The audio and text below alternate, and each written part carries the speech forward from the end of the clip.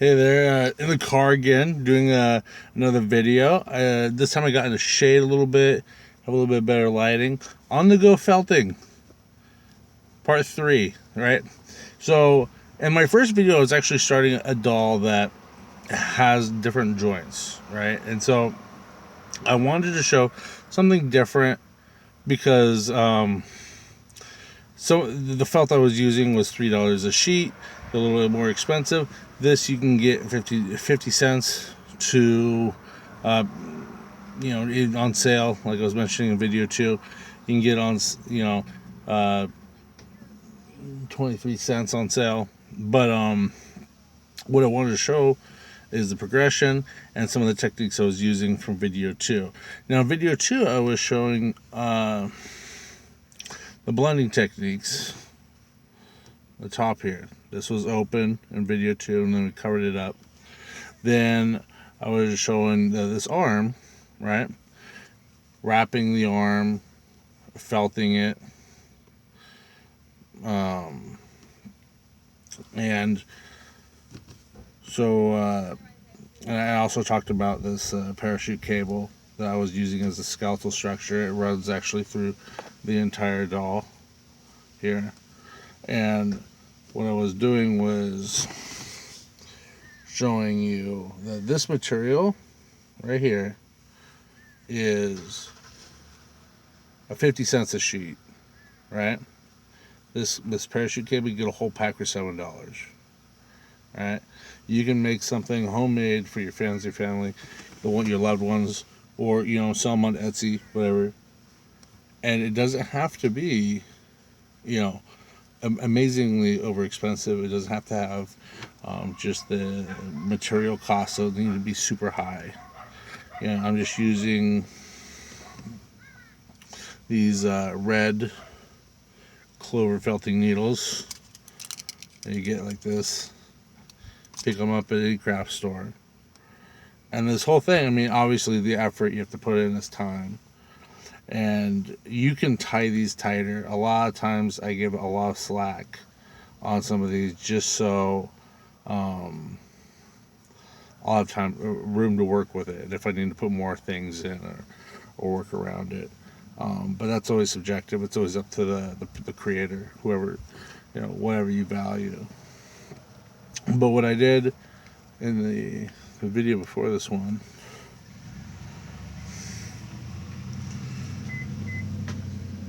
was I wrapped this and then I felted the seam here. And then I wrapped this top part here. And then I cut. And then I felted it here.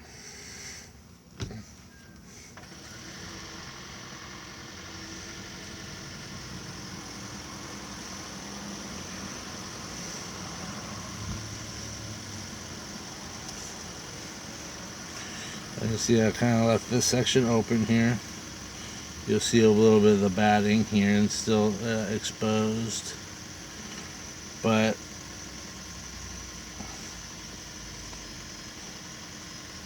you see in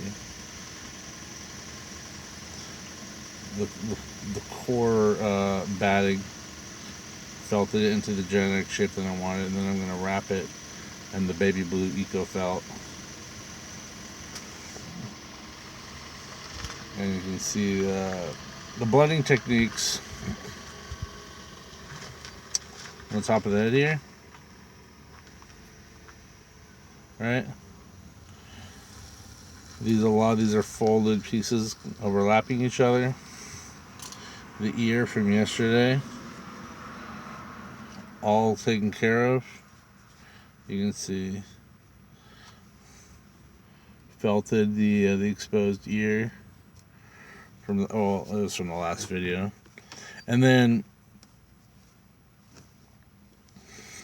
I also added a little shoulder piece here. Actually, I was doing a video earlier and I lost it because the way that YouTube, I was uploading strictly YouTube, and the way that YouTube worked, it didn't save it. I was using a Wi-Fi on the go, so I was at a restaurant. It didn't work, but as you can see here, I did this kind of like buff shoulder muscle here. I added this initially to try to not only create something anatomically so it looks proper. So when I put the head on like that, that was anatomically proper. But since it's going to be a female character, she doesn't really need to be maxed out. But she will be like a warrior type character, so not necessarily inappropriate. And you can see with your projects, as you blend these seams and you work out the anatomy of the rib cage and say the chest, the breast area, and then this seam. Now normally this really bothers me because how apparent and blatant the seam is, but what I'm going to do here,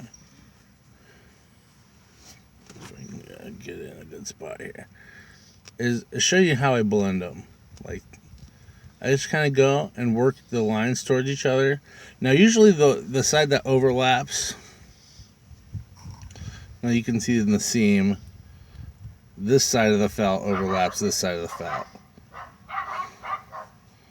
So what I'll do is I'll work the overlapping side down. So here, let me see if you can see that.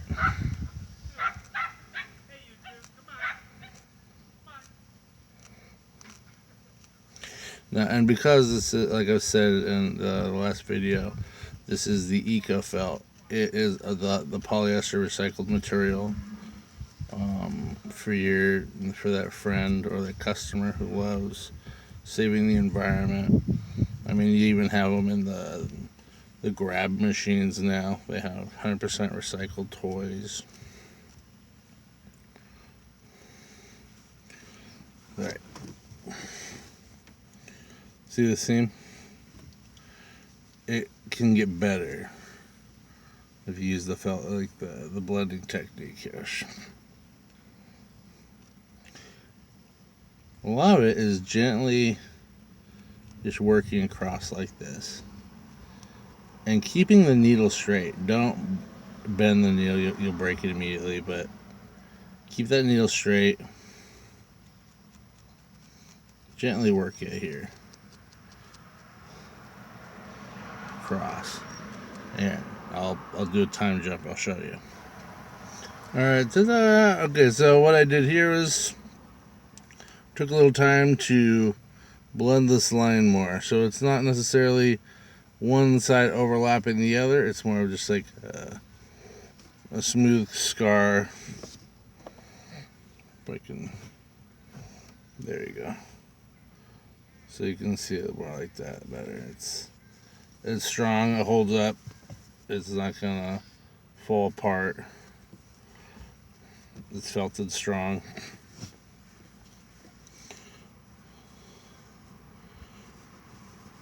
And you can see how you can use this technique. And it's like sewing. A lot of people do the pattern work, but instead of you're doing it at the machine,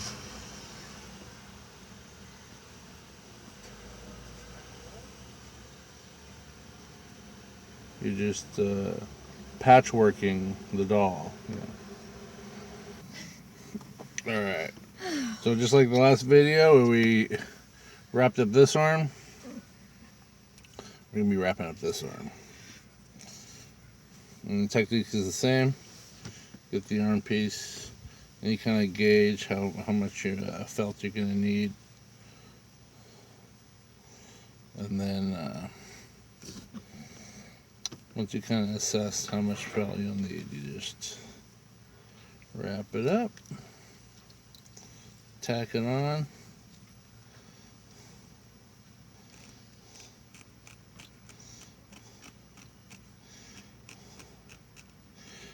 Usually when I'm putting the body together, I compare the arms so they're comparable in size. Like this one's like, oh, this one's pretty squishy. This one's pretty squishy. Like this one actually might need a little bit more fluff, but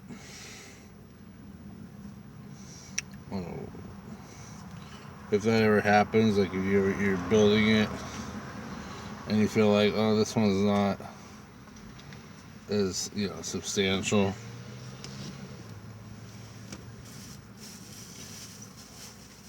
The great way about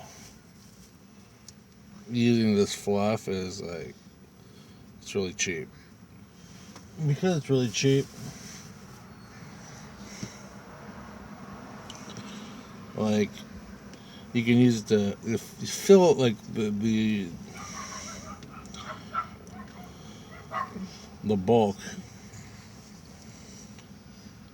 Yeah, you start working it in.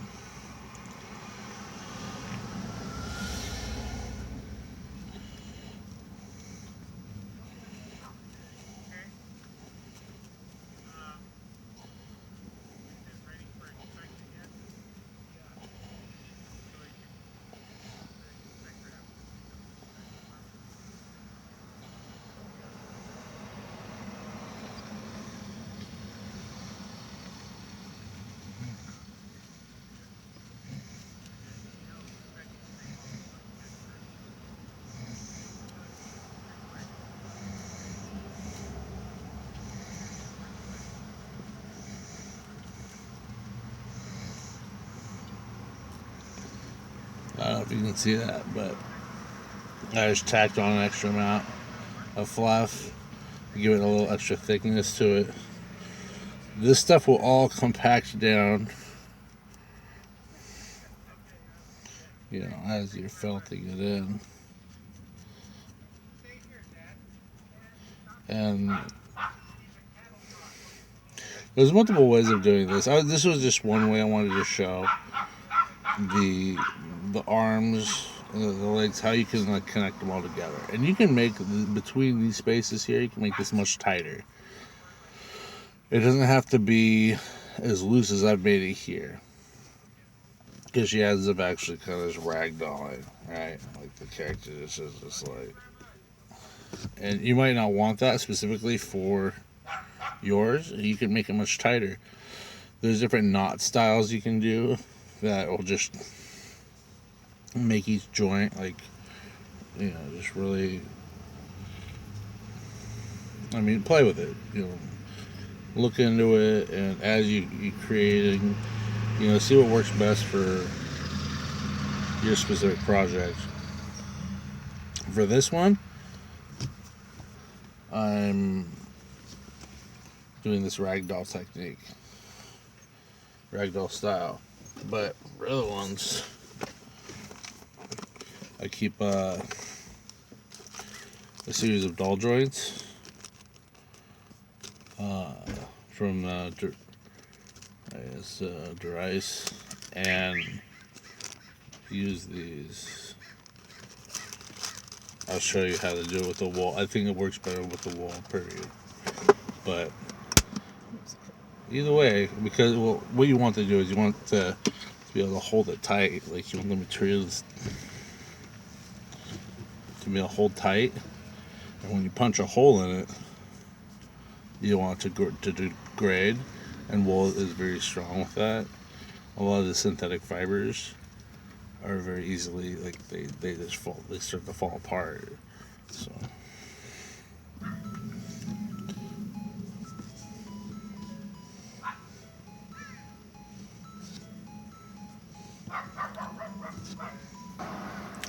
okay, one thing I wanted to show you guys is oftentimes you run into this where you're felting on top of something and you'll get these folds, right?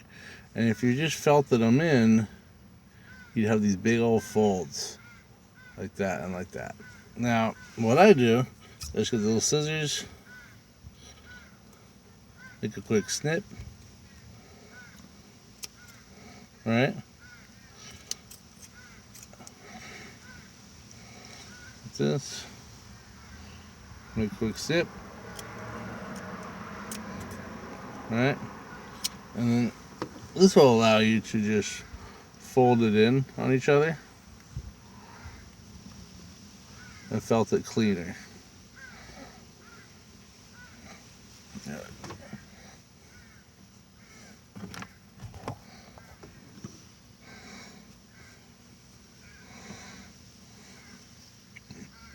So while you're tacking it down, you'll be able to fold it over on top of each other without it bunching in inappropriate ways.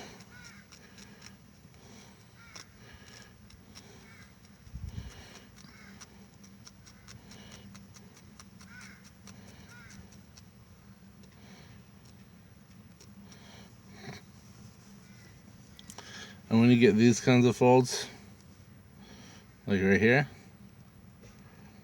you can slowly work these folds. Like once you finally fully get it tacked down,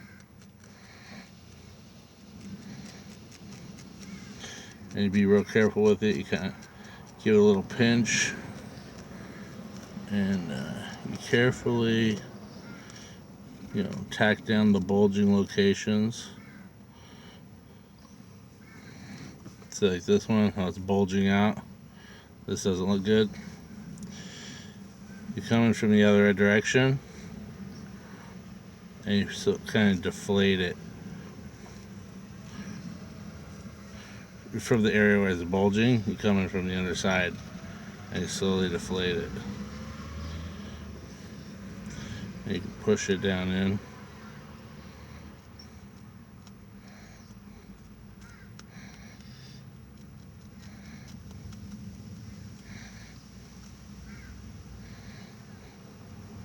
Sorry if you can't see some of this here. This start looking like that, and you just keep slowly working with it.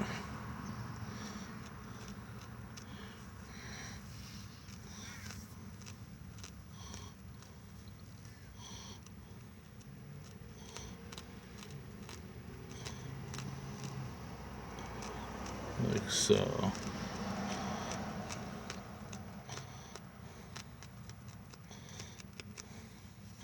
And you can get rid of these bulges, but part of it's going to take time, right? Like you do the blending technique here.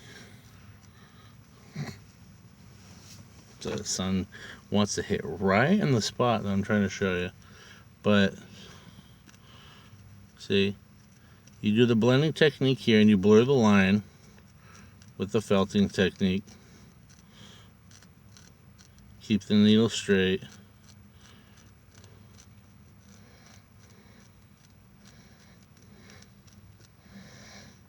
And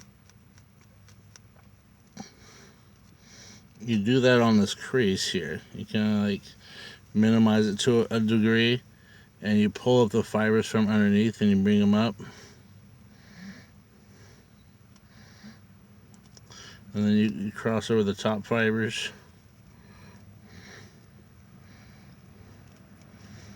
And you work in the direction, it's kind of like cross hatching. You work in the direction you want the formation to move in, right? So I want it to go in this direction. So you slowly felt it over in this way.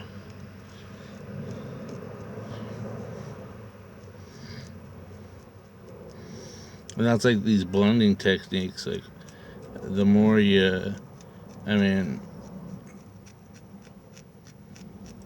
with wool, it's not as apparent in my opinion, but it also depends on the color and things. But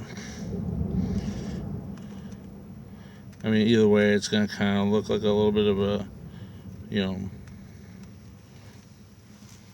I wouldn't say a scar, but it's gonna kind of look texturally different because the way the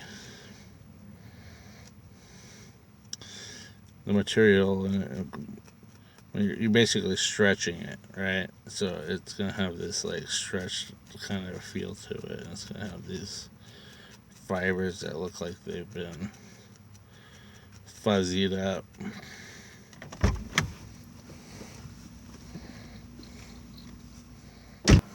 Okay, so did a little time lapse. So this is the one from the second video. This is the one from the video we're doing now, right? And we have what I was showing you is those folds. We've felted them in pretty good, and then we put a little lid on top. So you can see, and then the bottom here, see the little folds? Now some of the folds haven't been felted in all the way, and others have, so you can kind of see the progression difference. Like these ones up here haven't been like felted in.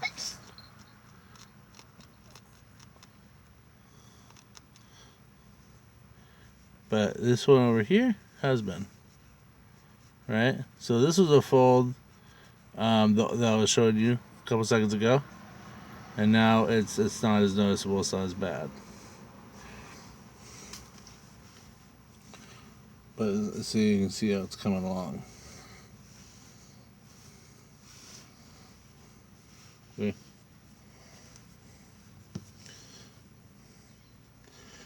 And then in the next video, I think what I'll do is I'll tackle doing the face.